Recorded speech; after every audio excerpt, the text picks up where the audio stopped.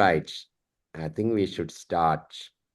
So first of all, thank you everyone for showing up. And thank you, Valdis, that we've been talking for a while. And our connection itself is a great example of how social networks work, because it started with liking each other's post on LinkedIn.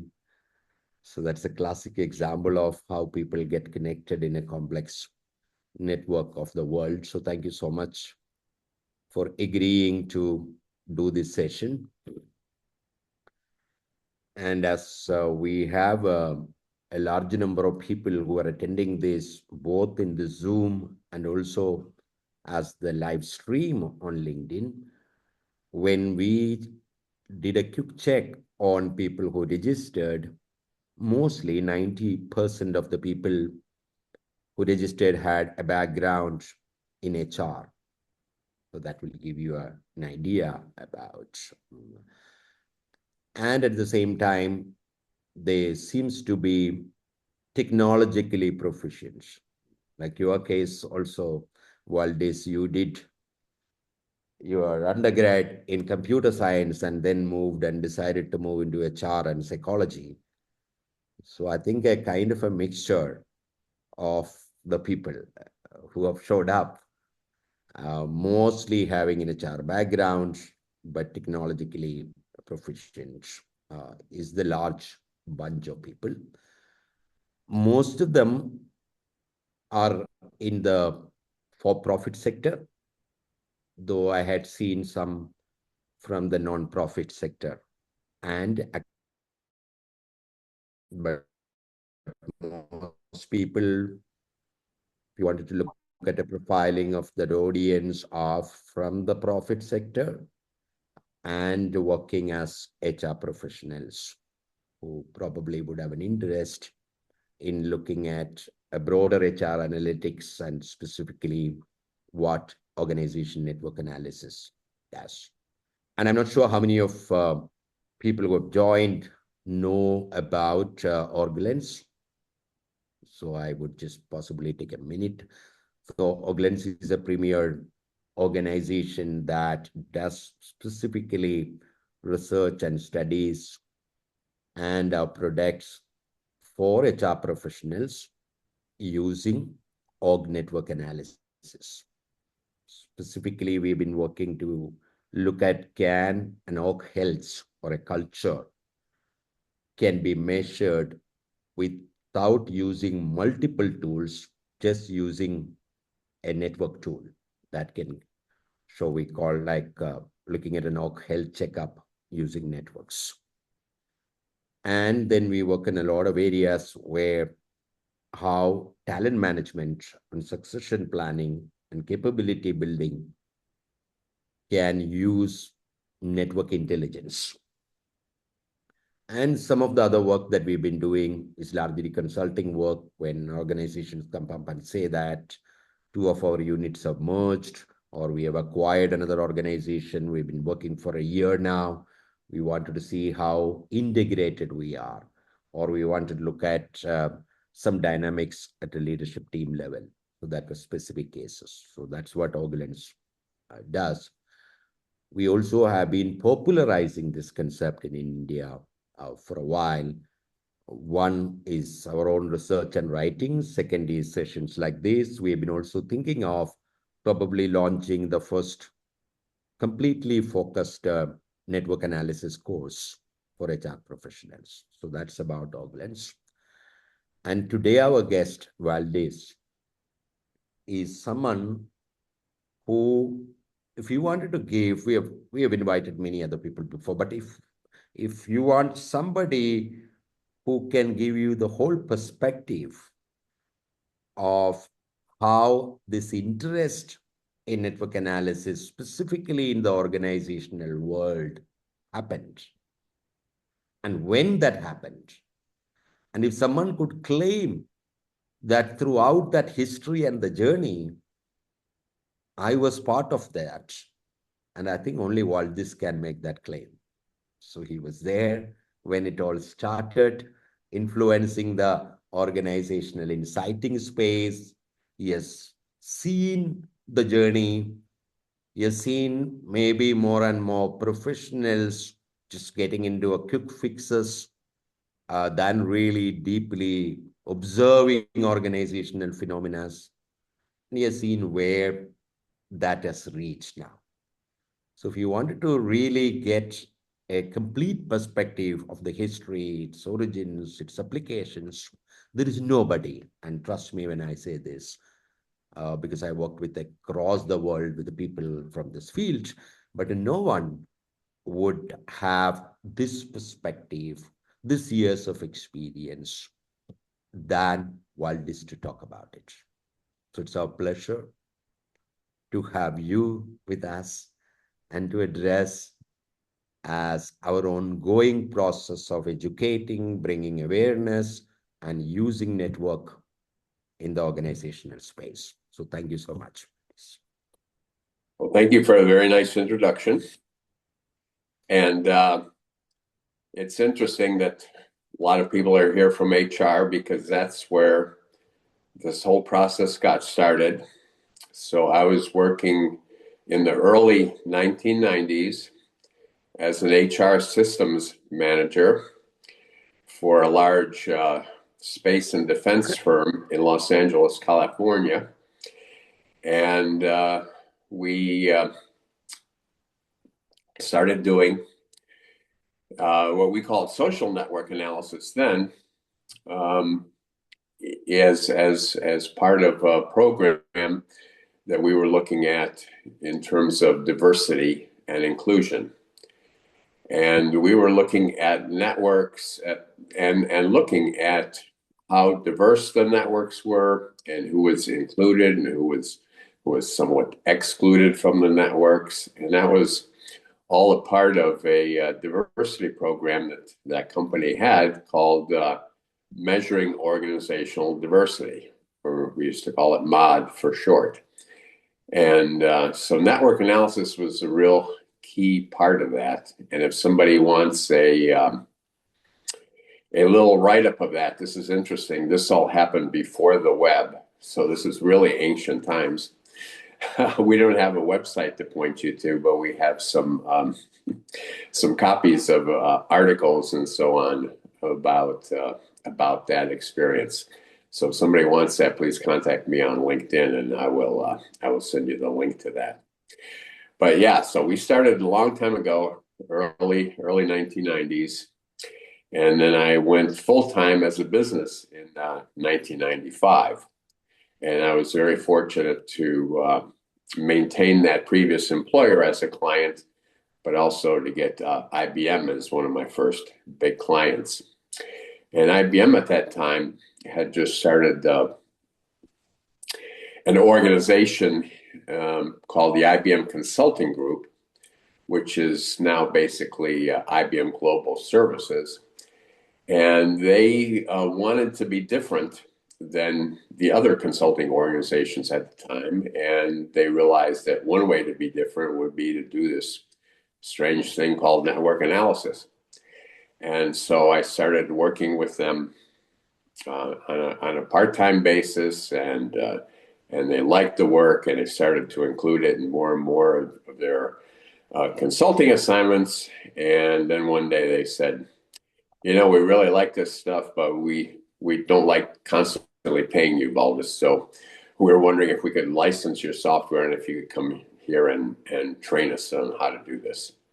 Mm-hmm. So I ended up going to Palisades, New York, to their training center there, and we trained over 100 IBM consultants on how to do network analysis in the mid-1990s. And many of them included the work in their consulting assignments after that. So that was really the first large organization to start using it internally. But when I was going to graduate school, when I was learning about HR at Michigan State University, I was taking a class in organizational communication, and later on a course in network analysis taught by a professor, Vince Ferrace, who at the same time as he was teaching students at Michigan State, he was acting as a consultant to Citibank doing network analysis there. So that was probably one of the very first network analyses that was done in a large organization, probably anywhere in the world. And this was around 1980. Wow. So a long time ago. And it was funny, he had one of his students, Bill Richards, who was writing software for him on an IBM mainframe. So he was collecting network data through a survey, and they were going to put it through, through a mainframe computer. So it kind of shows you how old that initial project was. Let's go maybe a step by step. So I have actually two questions. First would be, if you were to explain what SNA, social network analysis, or org network analysis, to a fairly educated MBA, consider this is an HR MBA. Mhm. How would you explain this in 5 minutes? What is network analysis and why it is important? Well, the way I normally explain it in an elevator spiel, let's say, is it's a way to X-ray your organization and to see how things really get done. Okay.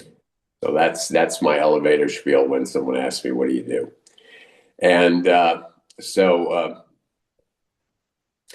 I explained to them that it's a way that HR has always felt left out of the top management meetings. They've always wanted what's called a seat at the table, and they've always wondered what they can do to be part of the strategy of running an organization rather than just the administrators of the organization's policy. And so network analysis could be that road in for HR to be part of the strategic team to help top management understand how their organization really works, understand who the key people are, understand where the broken connections are, understand where the places for possible innovation are, and things like that. Got it. So my next thing, I read somewhere that in the beginning there was an embryo of a network. From that network, the society evolved, the culture came up. So when you first encountered this, did you encounter this as a sociological concept or a strategy for HR? Did you see that whole big picture where you say everything in the world, almost like the social capital theory, where after Karl Marx, society was saying that through these networks, resources, innovations, and information flow, and there was a larger social capital approach, or you got interested purely from an application of this in organizations? Well, the first time I saw an organizational network map was as an undergraduate, and at that time I was math and computer science, and I saw this and I thought, wow, this is graph theory, and wow, this is interesting. This is a way to apply graph theory to real life, and so that was probably where the first seed was planted for me. But yeah, afterwards I saw that network analysis was a way for HR to become more relevant in running the organization rather than just administering the organization. And so and that actually happened at TRW, the company that I was working for. When we started doing that as part of the HR function, and this was led by the HR VP, we got a lot of positive feedback from the management, and they were real happy to see that this was happening. And what was interesting is, so it started as a diversity and inclusion effort. It ended up being a knowledge management effort, because a lot of the people that we were working with were saying, wow, we can see, who has the knowledge and who people go to, and again, the clusters and things like that. And so they started to use it in that way also. And that just helped it expand. But it again, it was something that was out of HR. It was HR driven. But the funny part is that when I quit the corporate life and started my own business doing network analysis full time, which was in 1995, I thought that HR would be my major client as I went forward. But that wasn't true. I found that really my major client in organizations was someone in line management, somebody that had an organization to run, somebody that was trying to figure out leadership issues and talent issues and things like that. But it wasn't necessarily HR, which was kind of a surprise to me. But again, I still think it's an opportunity for HR if they play their cards right. Got it. You mentioned that about your professor who taught first time about network analysis, who had done some work with Citibank. You did some work in your own organization, then you worked with IBM. Was there something which was more attractive for these organizations to look into using network analysis, or they generally wanted to look at, hey, let's study this and figure out what where did this start? Well, it usually started with organizations that wanted to get better, at innovation, wanted to reduce turnover of good employees, things like that.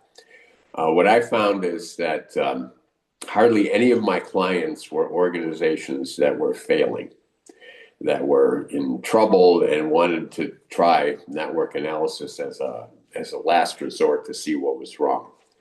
I found that just about all of my clients were organizations that were doing okay or doing well, but wanted to be better. And so they wanted to fine tune their organization. They wanted to see their organization, what was going on. And again, like I said before, kind of get an X-ray of what happens beyond the organization chart in their organization, and will that help them get things done in a better way? Which also brings up another question in my mind. Like if you really look at in contemporary management, they have one tool for everything. I like to use, I have an engagement survey, then I use a culture survey, then I want to study about people, I use a psychometric survey. When I wanted to study about teams, I use 4 dysfunctions of a team or 8 dysfunctions of a team. So I use multiple things. What maybe one of the challenge that organizations find it difficult to comprehend network analysis is that its applications are wide. Mm-hmm. It's just a lens from which you could look at the team dynamics, from which you could look at whether the new joinees at a lateral level or at a lower level, are they getting integrated fast? You mentioned that initially you tried to look at this from a inclusion perspective. One could look at from an innovation perspective. One could look at from knowledge management perspective. One could look at from a psychological safety perspective. Is that where people probably finding a challenge in figuring out what exactly that I wanted to use organization network analysis for? Yeah, I think so. And it's interesting when I usually do a first project with an organization, they think they want to use it for X.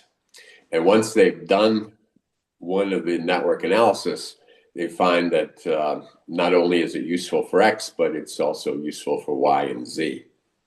And so usually once they start applying network analysis, they find a niche for themselves on where it works the best and where it gives them the best output and results. I wanted to look at the early 10 years of organizational application, where you were trying to do work, and later Karen Stephenson was doing some work again with the Dell and a couple of other organizations. Is it safe to say that most of that work was like a consulting assignment where people who are capable of looking at organizations use network analysis also as a tool, as a part of a larger consulting assignment?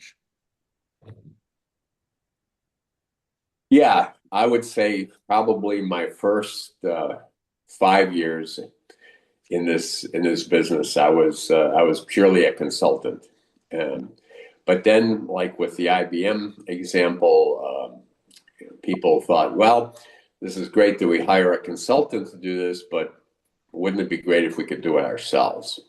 And so that's where we developed our software to where it was much more simple to use, and we started to train people in organizations to do this. So they would often invite us in to do a consulting assignment. We'd do a consulting assignment.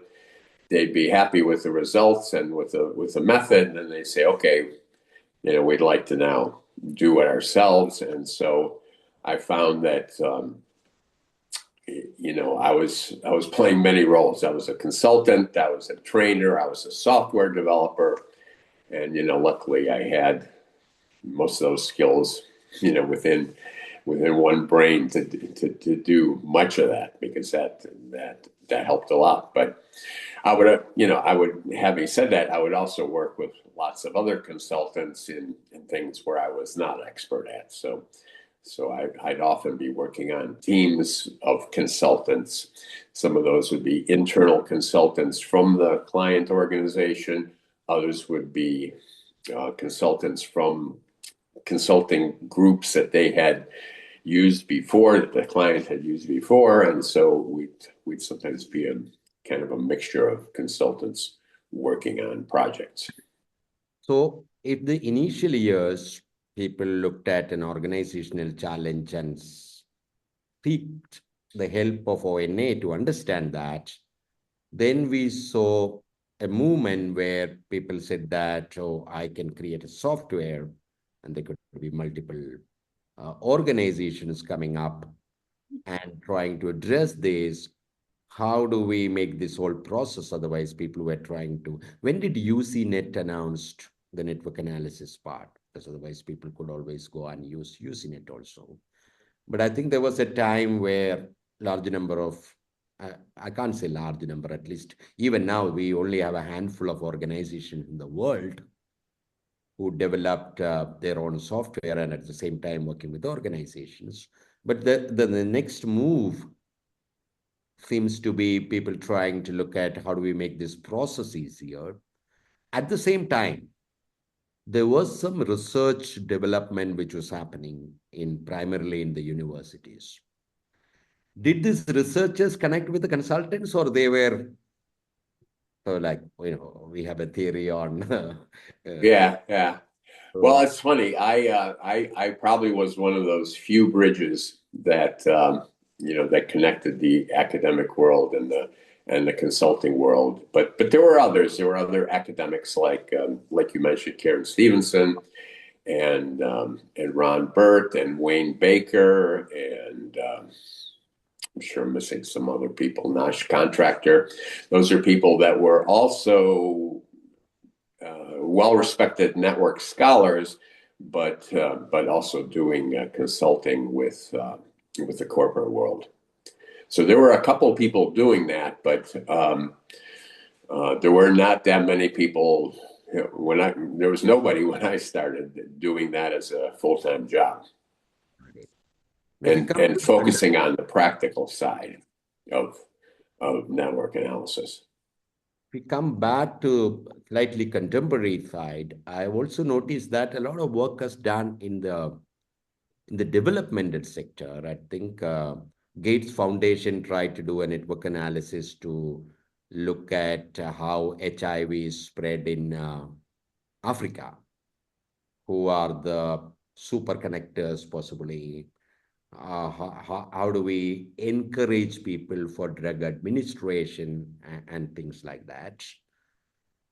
But do you have any visibility in the social sector? Have you ever worked on anything where network analysis was used for a social cause? Yes, yes.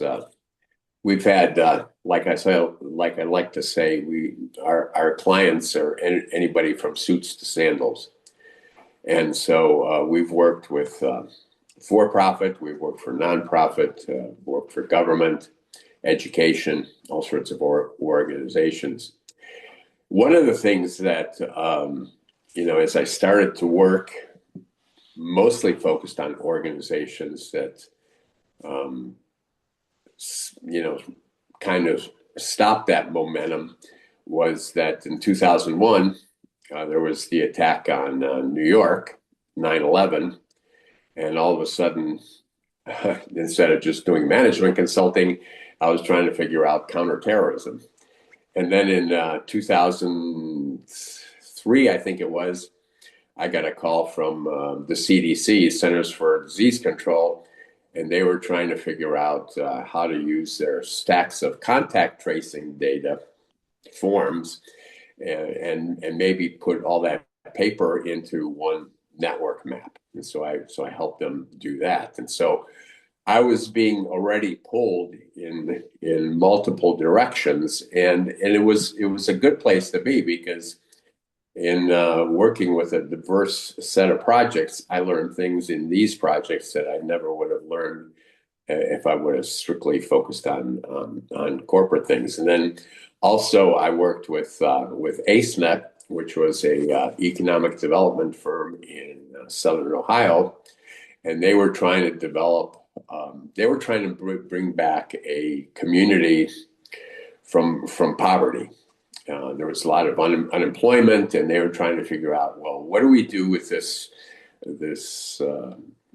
mostly rural, poverty-stricken area to improve their lot in life? And what they realized was that they could focus on the food industry, they can focus on entertainment, they can focus on travel. And so eventually they brought together all these different players, and now Southeast Ohio is a great place to visit for foodies, for people that like alternate music, for people that just like a vacation, getting back to nature, things like that. So that's and that's with AceNet. That's where the whole concept of network weaving got started.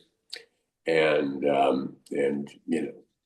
so that was a real When this greenfield for network analysis. Yeah, when the 9/11 happened, when you started mapping the network, was it completely from secondary data that you saw in newspapers and available published information? Yeah, it was. It was interesting. 9/11 happened, and I was part of the network group. There's a professional society called the International Network for Social Network Analysis, INSNA, and it's mostly academics that are part of that group. But there's more and more practitioners. But we were online, and we started discussing terrorist networks, because we said, CNN keeps talking about terrorist networks, and we were wondering who amongst all us network experts knew about terrorist networks. And it turned out that really nobody did. Nobody had ever worked on counterterrorism. A few people had worked with criminal networks and corruption networks, but nothing with terrorist networks. So basically, after 9/11, kind of the whole world stopped in America. And in fact, I got all of my projects that I was currently working on delayed until January of the following year.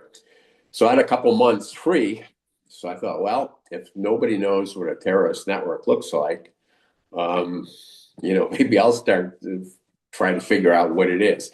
And it's funny, I drew some initial diagrams thinking, this is what a theoretical terrorist network would look like. And at the end, when I had gathered all the data, my initial view and the final data looked nothing alike. So it was good to get some real data, but yes, they were all secondary sources. It was all news reports. It was legal documents and things like that. And then finally, the U.S. came out with this big detailed report on the terrorist attack, and then there was more data in there, but yeah, I had no contact with the CIA or the FBI or anybody else in the government before that. So I had no access to internal data. And it turns out that they did have some of that data, but they hadn't brought it together. And that was part of the problem, that they didn't see what was happening because they had no universal view on the connections between these various people. Okay, so my next curious question to you is, if a CEO come to know that you are an expert on network analysis, and if he asked me, hey, with this network analysis, what are three of my big challenges I can look at? What could be your answer to him? And I have another question. That is the CHRO, by the way. So this is the Oh, CEO. okay. I was going to say, who are you when you ask that question? Yeah, so the CEO is asking you a question, saying that Yeah. you're an expert on network analysis and I don't know much about it, but you tell me what are some of those problems I can solve if I use this? Well, I'll turn that around and I'll say, you tell me what problems you're having, and Yeah. I'll tell you whether network analysis will fit, or I'll tell you how network analysis could assist you with that. Because yeah, it seems like one of the interesting things about this whole career and working with all these different organizations is that almost everyone is different than every other. And so, one organization has this problem, another organization has that issue. It's similar to the one before, but it's different. And so, one of the skills that I think you have to have as a network consultant is to be very adaptable. And also one of the skills is to be able to understand organizations well. And that's one of the things where I think I had an advantage is I worked for 15 years in large organizations. So I knew what it was like to work in an organization before I went on to consult with those organizations. So, Teach my question and say that with all these years of experience in working on multiple organizational challenges, what would you say are a couple of organizational challenges where org network analysis will be a great tool to use and study? While it could be applied to a large number of problems, but yeah, what could be a couple of areas where you feel that, you know what, this, if you use, you surely will get a lot of insights. yeah. Well, again, it's all very contextual, but I'll give you some of the examples of successes in the past. One of them is mergers and acquisitions. So when two organizations come together, do they really come together? The people think that mergers fail because of the finances. People think that mergers fail because of the technology or the strategy, but it's usually people issues. It's usually the people don't mesh properly, and the new organization doesn't function as well as either the prior two. And so yeah, that's a very good application. Innovation. I know. Again, my client IBM was working with one or more of the pharmaceutical companies, and what was happening was that these pharmaceutical companies were seeing that other pharmaceutical companies were making these new drug discoveries, and they were making them through knowledge that they already had, but they didn't know they had. So it was mixing what they had in a new way to come up with a new drug. And so IBM was working with these organizations to map out the networks and then to see, how could we connect the knowledge over here to the knowledge over there, and so on, to to make these new drug discoveries. And let's see what else. Just adding again, probably the greatest umbrella is just knowledge sharing. Are parts of the organization that have similar knowledge, sharing it with other parts of the organization that have that similar knowledge, and maybe have it in a different way to where it's useful for the two to share it. So a lot of times we would go into an organization and we would see that there's 10 different HR offices throughout the country.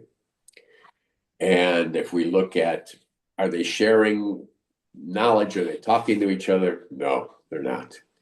And again, not every HR organization is going to have the same problems and the same issues that every other one is going to have. But in a large organization that's doing one thing or several things, there's a high likelihood that HR will run into the same issues in multiple locations. So there should be more sharing of knowledge, sharing of experiences, getting together once a year to share best practices. And that was one of the things that, again, TRW did, the place where I worked, where we started doing network analysis internally, was that they had an annual HR get together of where each HR office could share a big success that they had.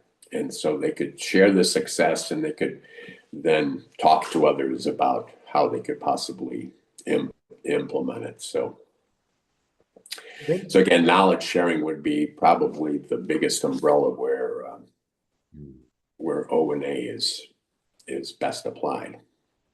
When you were working on this, and when this org network analysis was becoming more and more, it was being talked about in the organizational world, did you hear or use the word sociometry? Social what? Sociometry, analyzing the social structure. Oh, yeah. Well, I have a funny story about that. So again, this was with the consultants at IBM. One of the consultants there, that I spent a lot of time helping him with his projects, a guy named Jerry Falkowski. He was working with an internal IBM client, and the client was somewhat reluctant to listen to what he was saying, and he finally said to Jerry, he said, you're doing this social network analysis, and he said, what does social have to do with business? Mm-hmm. And he just said, it just feels wrong. And so Jerry said, okay, maybe we can call it organizational network analysis. And that's really how organizational network analysis started, because some dumb executive in IBM couldn't grok the whole concept of the social aspects of business. I think we should allow some of the questions to pop up at this stage. Then we know that what specific thought process or questions the listeners would have. You can text those questions, or people anyway who are here, if you wanted to ask quickly, we may have time for a few questions. Any questions that you wanted to put on the chat? Okay. Or any questions that you have gathered from the live stream, Arva or Sasanka, if you wanted to bring it here.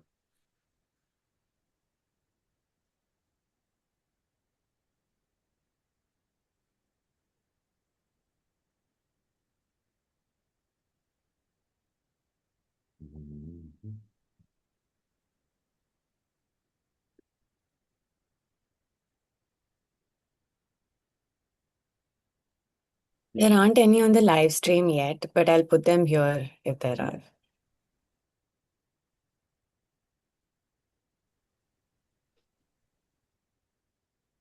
There is a question called any case study that has shown direct impact on business and profits. The difficult questions you take, Valdis. Yeah, there is no simple way to show the accounting of network analysis, but let me share a story that everybody knows probably, and that comes from Apple Computer. And as you know, Apple Computer for the longest time made only computers and printers and things like that went with computers. But at one time, they started to want to make an auxiliary product that could fit into their Apple ecosystem. And they decided to make a music player, a thing called an iPod.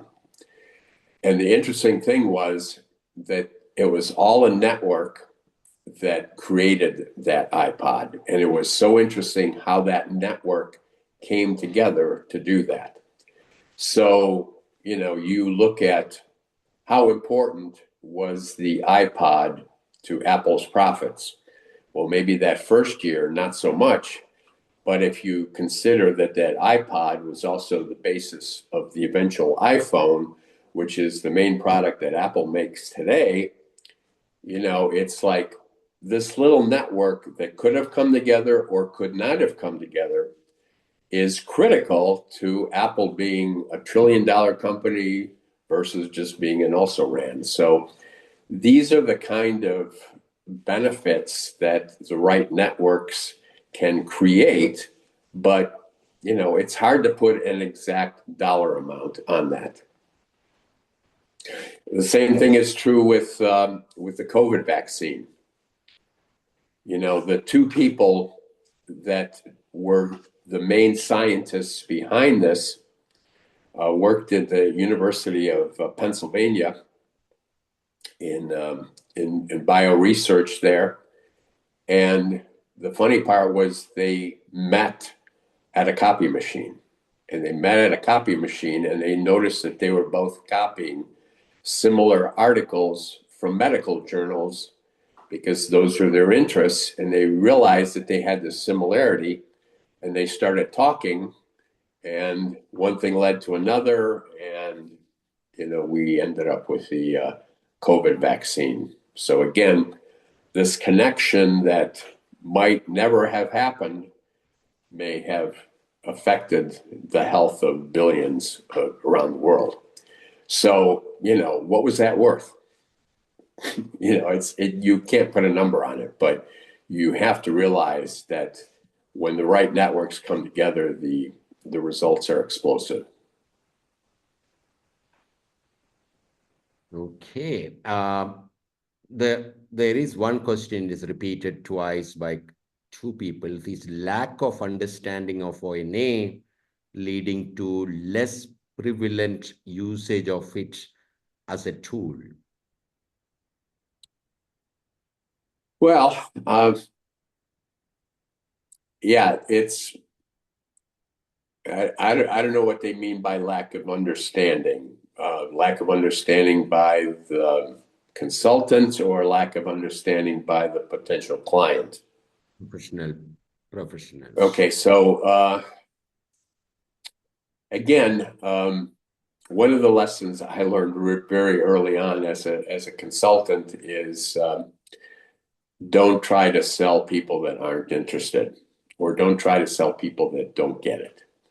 So, dance with the people that are ready to dance, and it's that advice. So, if you run into a possible client that doesn't quite understand it and needs a lot of help along the way, you might choose to do that and help them along the way. But usually, it's much better to work with people that have a good idea and that they want a little help to kind of get over the hump of deciding whether they're going to do it or not.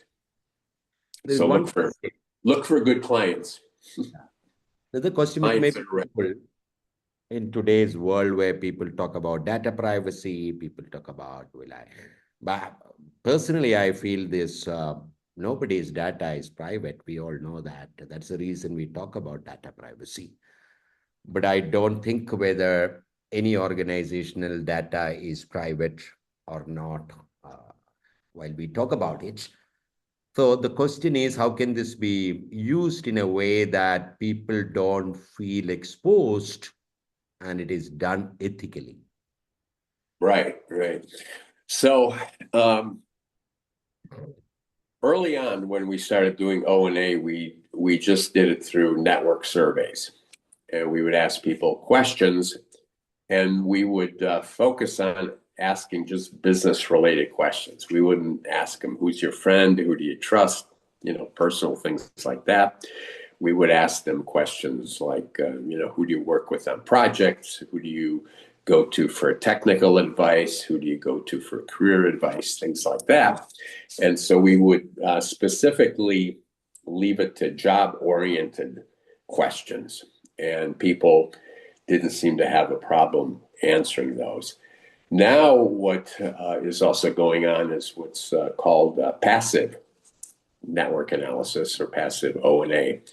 And that's collecting data that's already there. So it's kind of like,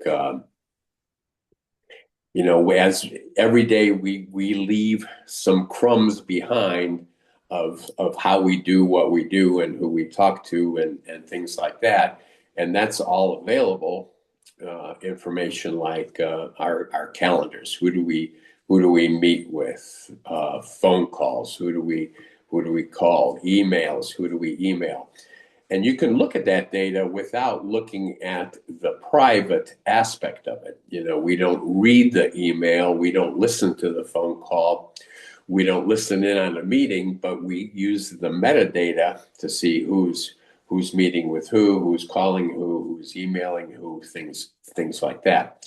But even without that, there's like in Europe, there's GDPR, and that's a very strict privacy regulation.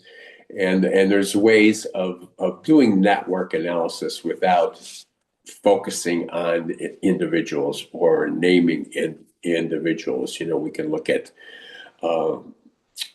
group analysis. We can look at how various teams are connected and so on. And is there a proper connection between various project teams that should be there? So there's ways of working within the privacy restrictions. Yeah, when we first started in the 1990s, there was, especially in America, there was really no privacy restrictions. If it was work related, it was fair game for analysis. Okay, there is a question, how do we ensure ONA insights are used at a system level and don't drift into individual level surveillance or talent judgment over time, especially with agentic AI being used with the proprietary models being deployed? So again, I talked before about one of the big benefits of ONA is looking at knowledge sharing, and you can look at knowledge sharing without identifying individuals. You can look at whether knowledge is being shared between the right entities, between the right levels, between senior level and junior level employees, and things like that. So and one of the things too that ONA provides is metrics. And one thing I discovered very early on is to be careful how I share metrics with my client organization, because for instance, I might share, okay, in this particular scenario, this is the person with the highest between this, and then this is the next person, and so on. And then all of a sudden, I find that those two people are in the room, and they start arguing with each other. Why are you more between than I am? And it's like these silly arguments. And so I found that sharing very specific data sometimes backfires on you. Sometimes people end up taking that the wrong way, and there's a 0.01 difference between the scores, and here's these two people arguing about it. So you have to be careful how you share the data. I find that rather than sharing actual metrics, sharing node sizes and saying the node size here shows who's the most central based on this particular thing. I find that works much better, because then people's eyes go immediately, to where the larger nodes are, and then they can talk about. Thank you. Why is this person, and why not others, and so on. Thank you. Hey, hello, Starring Hunter. If you're there, we're just saying, both of us are saying hi. Starring Hunter, someone whom we were talking, Valdis, to when we were planning to teach OrgLens, because Right. Oh, you are here. Yeah, I'm here, but for some reason my name shows up there it is. Now it's switched.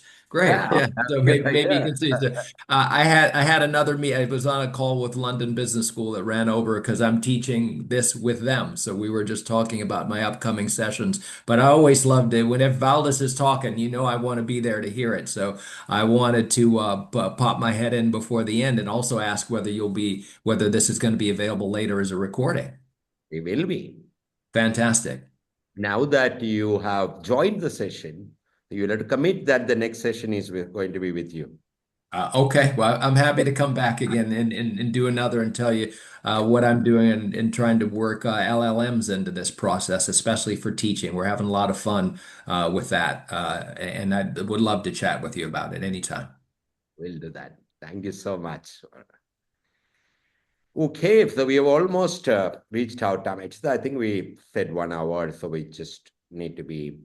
I'll also take a minute from an Indian context, because many of these questions were about system level insights and individual level insights. But what we need to understand that the network can show both, and at a philosophical level, there is always this discussion that whether the network influence only the individual and the individual influence the network. That's the age-old question between social psychologists and psychologists.